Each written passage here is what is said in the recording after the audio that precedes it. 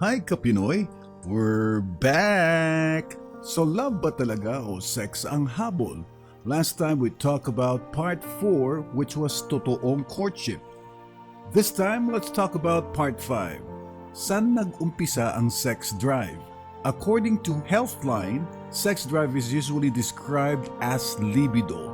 Based on the Good Therapy website, libido is a person's sexual desire. In psychoanalytic theory, it is also used to refer to the life instinct in general. Sigmund Freud originally conceived of the life energy as primarily sexual, but later revised his theory to include expressions of love, self-preservation, and pleasure. Sex drive means the urge to seek satisfaction of sexual needs. In Tagalog, libido is libog. According to WebMD, men really have stronger sex drives than women.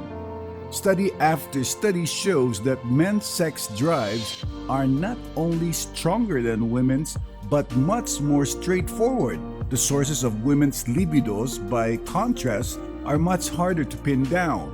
The testosterone, a hormone men need for sexual arousal, is typically high in their 20s, 30s, and early 40s, and so their sex drive. Oh, Kadyo! Alam mo na kung ano ang testosterone. Huwag mo nang papatulan yung puno ng kahoy sa tabi ng bahay niyo, ha? Abel, locator! Talaga tong dalawang to. Let's watch this. Paano mo nahuli sa laptop? Nakita ko, Binuksan mo lang? binuksan ko yung laptop, sakto na yung laptop nasa message. Shucks. So ngayon, nagdi-delete siya sa phone niya. Ganun yun sa Apple user, di ba? Nandoon siya lahat. Nabasa mo lahat? Hindi ko naman nabasa lahat. Ang nabasa ko yung sa bugaw. Tapos, yung dun sa isang girl na inaaya niya. Pero hindi yun yung worst eh. Dininay niya. After 2 days, inamin niya lahat. Tapos yung inamin niya sobrang brutal na. Ay, gusto ko talagang talagang pag naaalala ko. Anyways, many men continue to have a strong sex drive through these years, though testosterone starts to slowly decrease around the age of 35. It typically goes down by about 1% per year, but it could be faster for some men. This could have some effect on your sex drive. Plus, for many men, the stress of work, family, and other commitments can affect how interested you are in sex. This time of life may be when your sex drive is strongest. One study showed that women between 27 and 45 had more frequent and more intense sexual fantasies than younger or older women. They also had more sex and were more likely to have it sooner in a relationship. Sex drive may be affected by lifestyle, stress, physical health, age, individual personality, and more.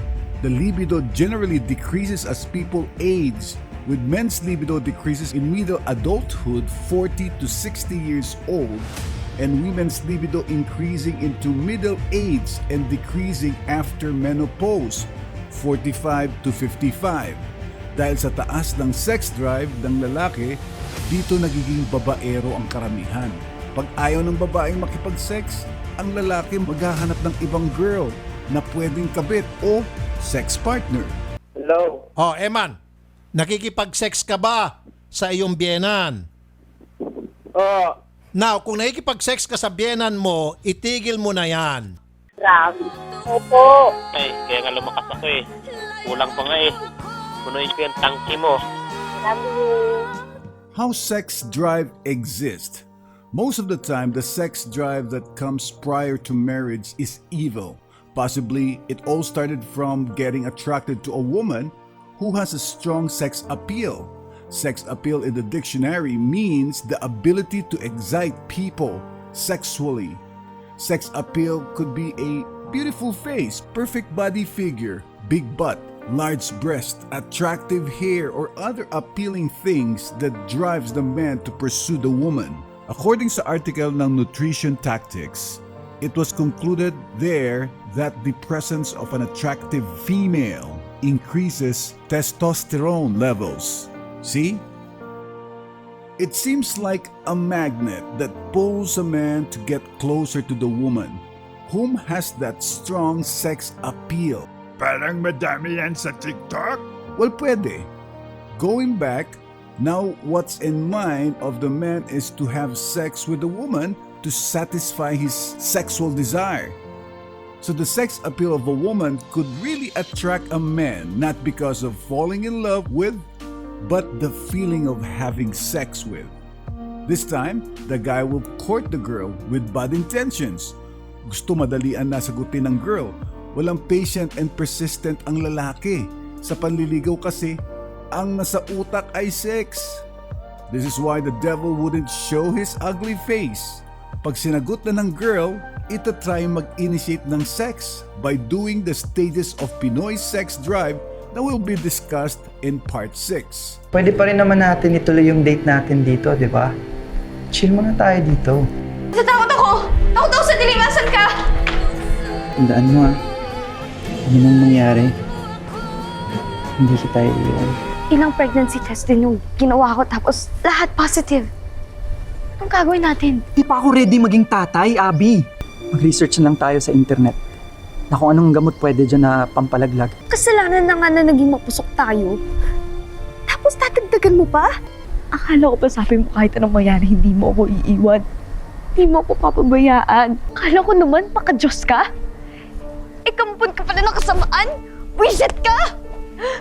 Eto pa, pag madaming pera at sweldo si lalaki, magbe-beer house yan. Magte-table ng GRO, tapos liligawan ng isang linggo. Minsan isang araw lang, bayad ng bar fine para makasex agad.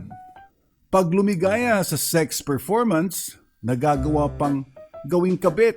At eto pa, ibabahay si GRO. Bakit kaya? Kasi ang taas ng sex drive. Pag tinagalog mo, libog na libog. Nag-iinit na si Junjun.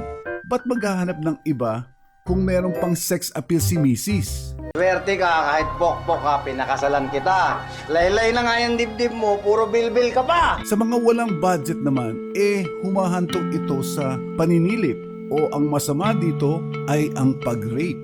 Sa addict naman, depende sa trip. Pag ang tama ay uppers, speed ang dating niyan. Lalong malakas ang sex drive. Kaso, matagal labasan si Junjun.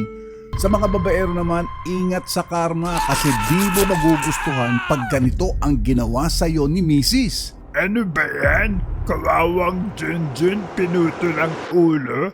Wala nang buhay? Aba, nagawa pang ilagay sa bag at iuwi si Junjun. Oy, ibalik mo si Junjun. Madaming pem-pem ang maghahanap dyan. Miguel ka na nga dyan. Dapat talaga may batas sa mga babaero? Dapat talaga pinupugutan ng ulo yung mga Junjun na yan? Tama. Here's the thing. If the woman has no more sex appeal, then the man wouldn't also have the sex drive. Sad part is when women get fat after giving birth, the husband or boyfriend might easily get tempted to other women who have strong sex appeal. I think that sex appeal should not be the main reason why you learn to love the person, because it could lead to a separation once it's lost or the women get fat. Olga Yakusheva, an associate professor at University of Michigan in the US, began investigating weight comparisons between women with and without children. In a study of nearly 30,000 women who had given birth between 1 and 4 times, researchers found that most women never returned to their pre-pregnancy body weight after giving birth.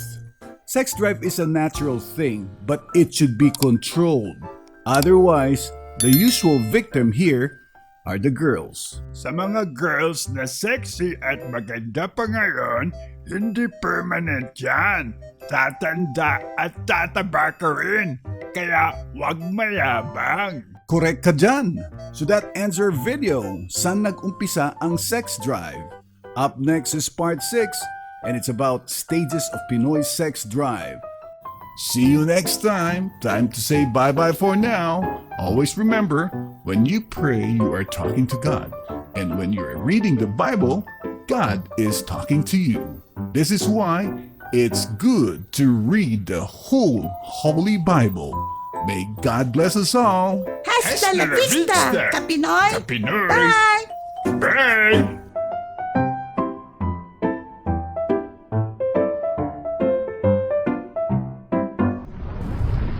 This is an infomercial production.